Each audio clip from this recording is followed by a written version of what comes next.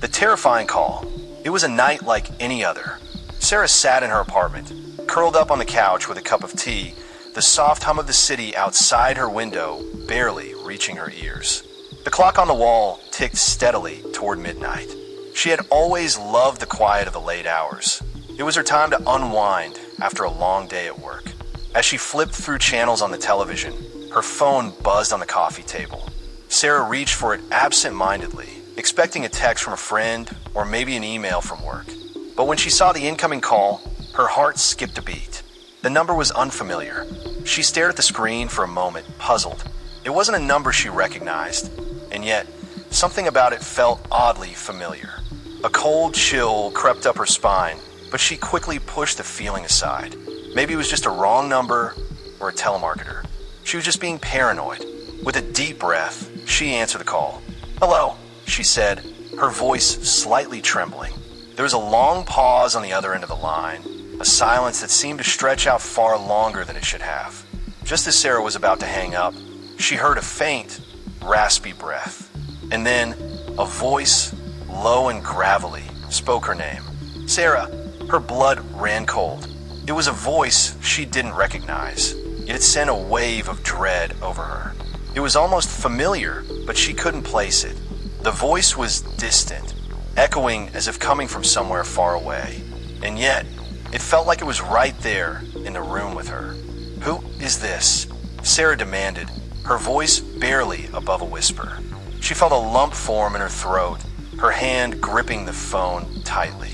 The voice on the other end seemed to grow quieter, as though the person was moving away from the receiver. And then it spoke again, but this time the words were chilling. "You should have never answered." The line went dead. Sarah stood frozen, her mind racing. What did that mean? Who was that? The fear that had been gnawing at her began to grow, but she couldn't shake the feeling that something more was at play. It wasn't just a prank call. It was something more sinister. She glanced at the time. It was past midnight now. The city outside her window seemed eerily still, the usual hustle and bustle of late-night traffic muted. Her apartment felt smaller, more confined. Her phone buzzed again. This time, the call was from a different number. Sarah hesitated, staring at the screen. She couldn't shake the feeling that whatever was happening wasn't just random. Someone was watching her, waiting for her to make the next move. She swallowed hard, her fingers shaking as she answered the call. "Hello," she said again, her voice quivering slightly. This time, there was no hesitation. The voice came through clearly, almost as though it were right next to her, whispering in her ear. "I'm coming for you, Sarah." Sarah's hand trembled as she held the phone to her ear. The voice had been so clear, so close, there was no mistaking it. It was a warning, but to what end? Her mind raced, and the silence in her apartment felt suffocating, as though the very walls were closing in on her. "I'm coming for you, Sarah." The voice repeated the words, a cold, rasping whisper that seemed to reverberate in her skull. She felt a wave of nausea wash over her as she slowly pulled the phone away from her ear, her hand shaking uncontrollably. Her pulse raced, and the hairs on the back of her neck stood on end. She wanted to hang up. She wanted to end the call and pretend like it never happened, but something kept her rooted to the spot. The phone in her hand felt like it weighed 1,000 pounds, as if something unseen was holding it there, urging her to listen. Then, another sound came, faint at first, like a distant scratching. At first, she thought it might be the wind, or perhaps the creaking of the building settling. But the sound grew louder, more urgent, as if something or someone was dragging itself across the floor above her. Her heart pounded in her chest. She had lived in this apartment for over a year, and she knew for a fact that no one lived in the unit above hers. The building was old, yes, but it was quiet. Far too quiet. She moved to the window and peered outside. The streets were dark, empty. The glow of the streetlights did little to cut through the heavy darkness that clung to the alleyways and sidewalks. She turned back to her phone, staring at the screen as if it might hold the answers she desperately needed. Suddenly, another text appeared. Her fingers hovered over the message, but before she could open it, the phone rang again. She answered the call immediately, barely able to steady her breath. "Hello," she gasped, her voice barely audible. This time, the voice was distorted, warbled as if the speaker were submerged underwater, but the words were unmistakable. They sent an icy chill racing down her spine. "Look behind you." Her blood ran cold. She spun around, her heart racing in her chest. The apartment behind her, normally familiar and safe, now felt alien, as though it were hiding something. The shadows in the corners of the room stretched unnaturally, creeping toward her like a living entity. Without thinking, she whipped around, her gaze darting from corner to corner. The apartment was empty, just as it had been when she arrived home hours ago. But something had changed. The air felt thick, oppressive, as though it was alive with malice. Then she saw it. At the far corner of the room, near the bookshelf, something moved. A shadow. No, not a shadow, but a figure appeared to be crouching low, its outline barely visible in the dim light. Sarah's breath caught in her throat as her eyes locked onto it. It was tall, far too tall, and its limbs were unnaturally long and thin, contorted in ways that were physically impossible. The figure's head turned toward her, its face obscured by a tangle of dark, matted hair. A low, guttural sound emanated from it, like the grinding of metal against stone. The thing didn't move, but Sarah could feel its gaze piercing through her, like it was inside her mind. Frozen in terror, Sarah could barely move. She reached for the phone again, her fingers numb as she tried to call for help, but the screen flickered, displaying only one message. "I'm already here." The figure began to rise slowly, its body stretching unnaturally tall, towering over the furniture. It didn't walk. It simply floated, gliding across the floor with an eerie, unearthly grace. Sarah could hear its breath now, wet, heavy like something trying to catch its breath after being submerged for too long. A sudden crash from the kitchen jolted her out of her stupor. The figure didn't move. It just continued to hover in place, its head tilted to the side as if studying her every movement. She couldn't take it anymore. Panic surged through her, and Sarah bolted from the room, racing down the hallway, her heart slamming against her ribs.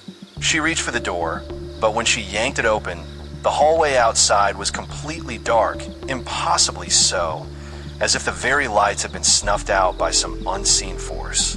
The phone buzzed again, louder this time, almost as if the device itself was vibrating with the intensity of whatever was lurking behind her. She glanced at the screen, another unknown number. Without thinking, she answered it. The voice on the other end was no longer a whisper. It was a roar, so loud that it almost made her drop the phone. "I've been waiting for you, Sarah." The phone went dead.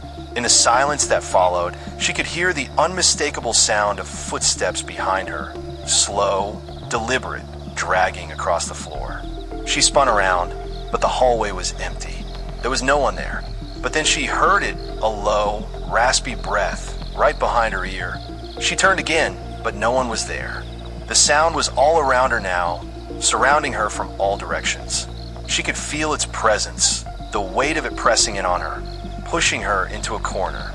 Her phone buzzed once more, but this time, when she looked at the screen, there was no number.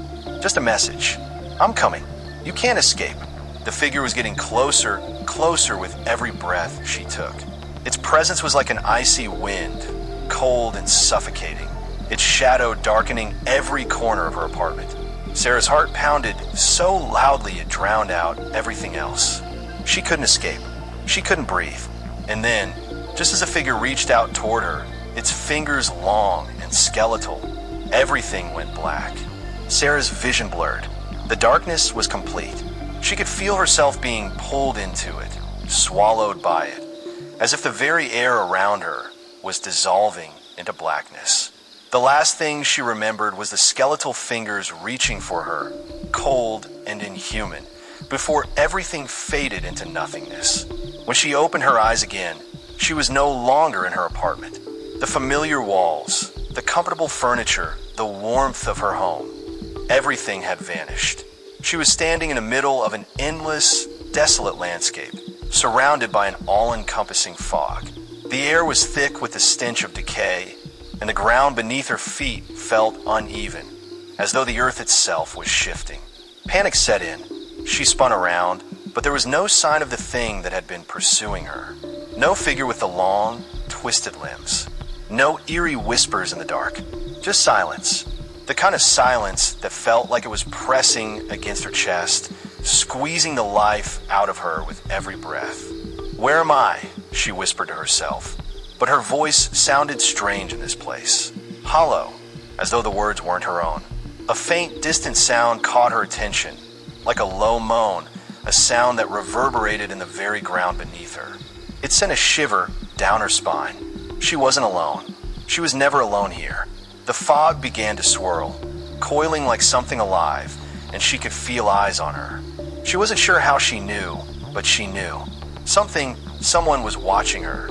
She could hear the faint scrape of claws against stone, dragging along the earth, getting closer. The air grew colder, and she instinctively wrapped her arms around herself. "Sarah," the voice whispered, but it wasn't coming from anywhere near her. It was coming from inside her head. She stumbled backward, her breath ragged. "No," she gasped, shaking her head. "No, this isn't real." But the voice wasn't done.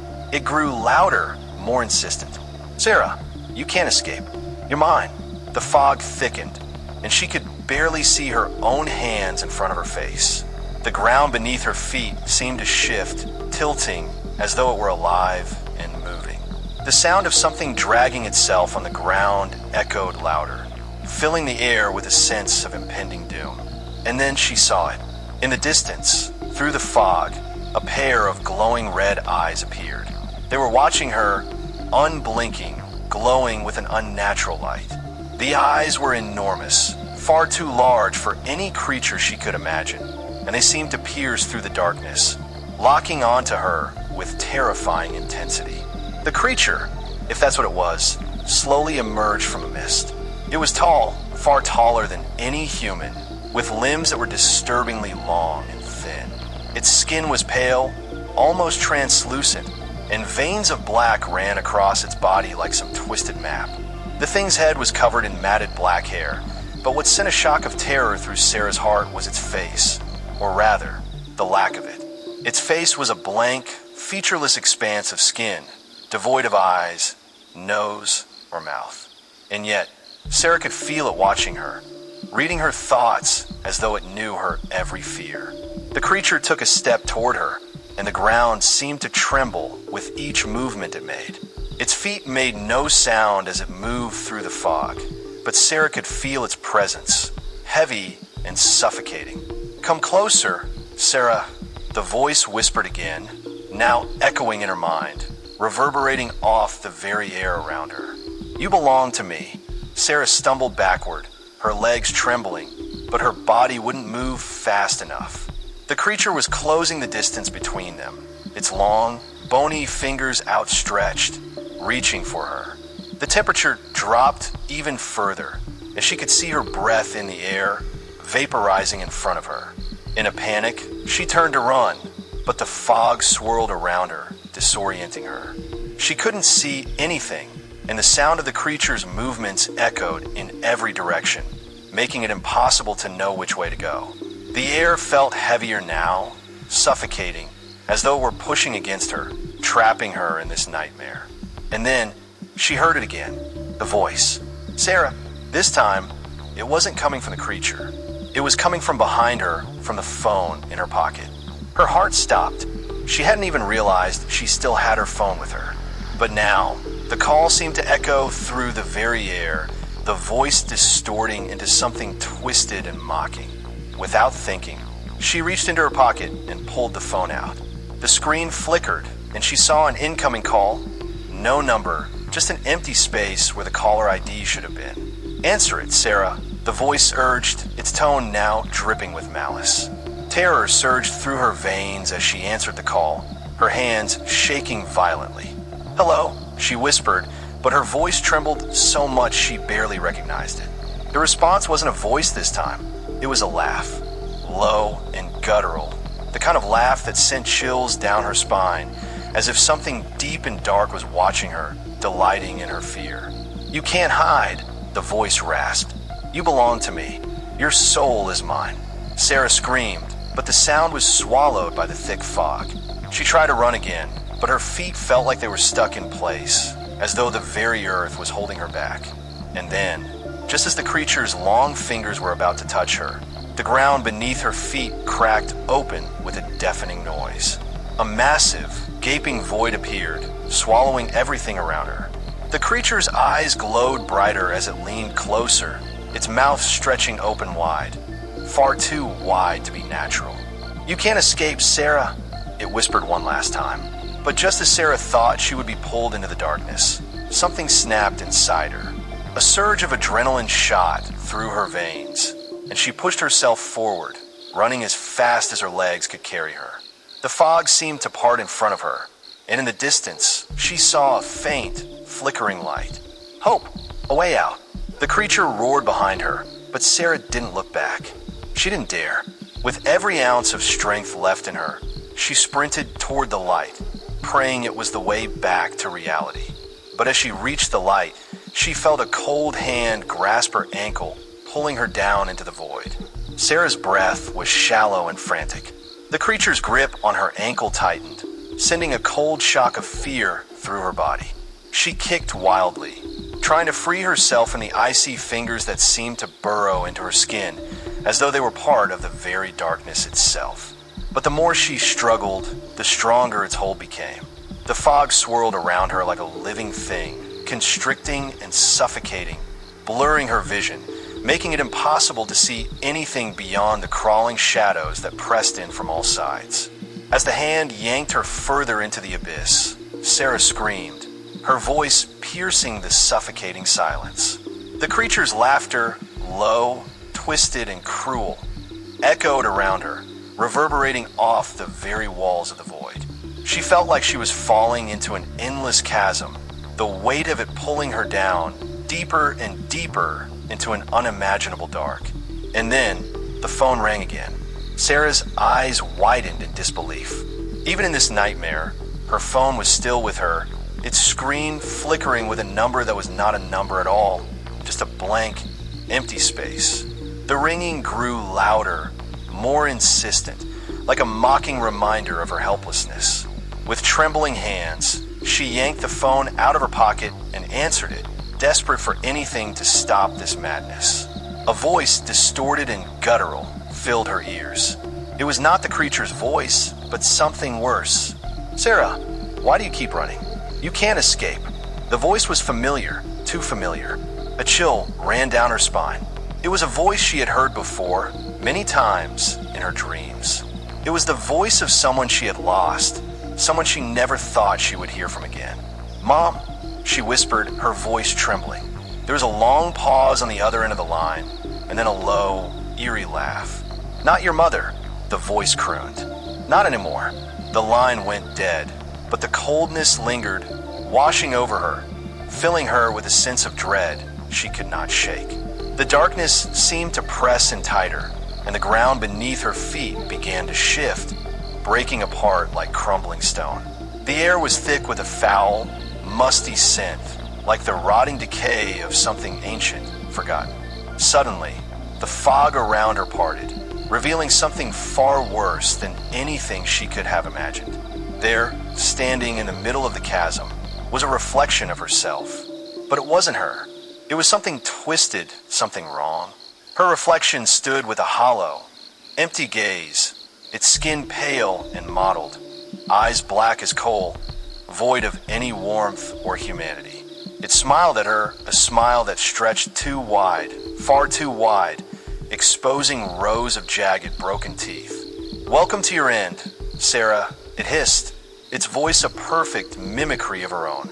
A cold sweat broke out on Sarah's forehead as she backed away from the reflection, her mind screaming at her to run. But before she could turn, she felt the ground beneath her feet shift once again. This time, it wasn't just the earth moving. The very space around her seemed to bend and twist, as though the laws of reality no longer applied. The air around her grew thick, suffocating, as though something was closing in, pressing on her from all directions. The reflection raised its hand and pointed directly at her. "You can never escape me, Sarah," You've always belonged to me." The words echoed in her mind, over and over again, like a mantra she couldn't escape. Her heart thundered in her chest, but her body refused to move. She was frozen, trapped in this hellish landscape, with no hope of salvation. And then, as if the darkness itself had heard her thoughts, the creature lunged. It wasn't just an ordinary monster anymore. It was something far worse, something older, far older than anything Sarah could comprehend.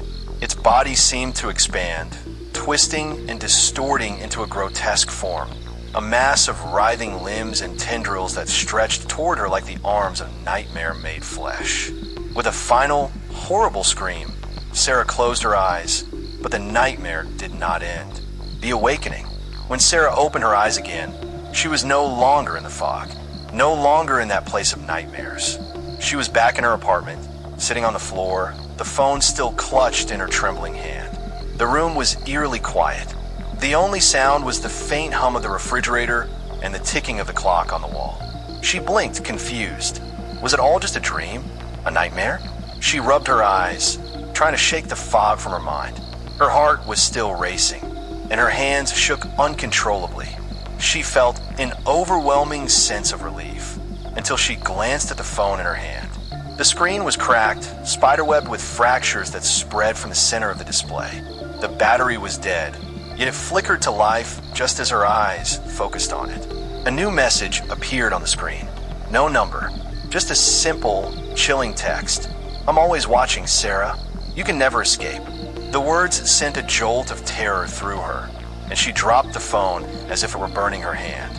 She scrambled backward, her eyes darting around the room in a frenzy, searching for any sign of movement, any sign that the nightmare was still there, still lingering. Then she saw it. A figure, tall, impossibly tall, stood in the doorway of her apartment, its outline barely visible in the dim light. It was silent, but its presence was overwhelming, suffocating. The same twisted figure she had seen in the fog. Its glowing red eyes locked onto hers, and a slow, grotesque smile spread across its face.